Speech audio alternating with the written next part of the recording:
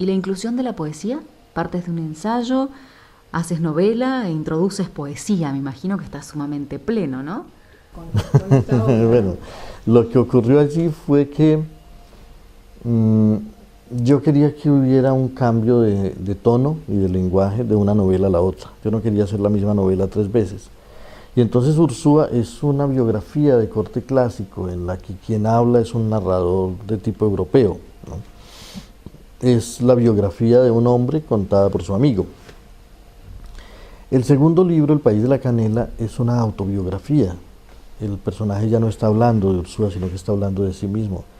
Ya no está contando la historia de otro, que se cuenta, digamos, muy fluidamente, porque son recuerdos recibidos, sino que está contando su propia historia, y eso lo hace un poquito más introspectivo y a veces ¿no?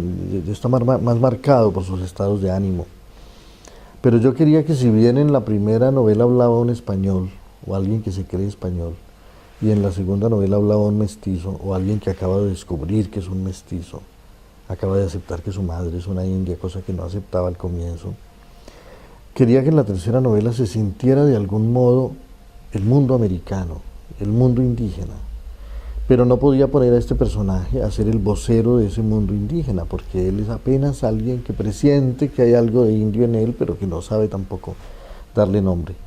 Y yo necesitaba oír no solamente el mundo indígena, sino la voz de la selva, la voz del río, la voz de los animales de la selva, desde una perspectiva que no fuera la española, la occidental. Y fue así como empezaron a aparecer esos poemas, ¿no? Yo no me preguntaba de dónde venían, ni me preguntaba quién los dice. A veces para mí es evidente, como en el poema de la hermana de Atahualpa, que es una persona quien está diciéndolo, pero en otros momentos podría ser una voz que flota en la selva, una voz que viene del agua, o una voz que viene de los bosques. Y los textos empezaron a aparecer y yo no sabía mucho qué hacer con ellos, pero pues formaban parte de las irrupciones del lenguaje. Yo dije, vamos a dejarlos allí hasta que veamos qué se puede hacer con esos fragmentos. Fondo, casi, Sí, ¿no? unas ráfagas, unos vientos, unas voces que aparecían, y yo las fui dejando allí hasta que tomaran forma.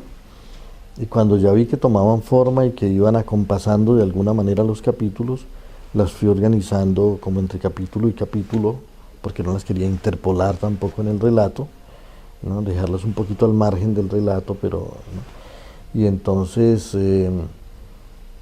solo a partir de cierto momento acepté llamarlos poemas. Inicialmente yo ni siquiera pensaba que fueran poemas, sino como unas voces, ¿no? Como unos rumores, ¿no?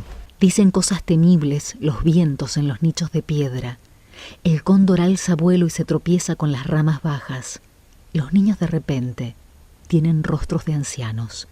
Y bueno, esos rumores terminaron convirtiéndose como en los elementos que unen o separan a los capítulos, y de los que algún lector me ha dicho, que algún lector aficionado a la prosa, que son como piedras que hacen tropezar en la lectura, y otro lector me ha dicho, no, que sí son como piedras, pero que son como las piedras que hacen cantar al río.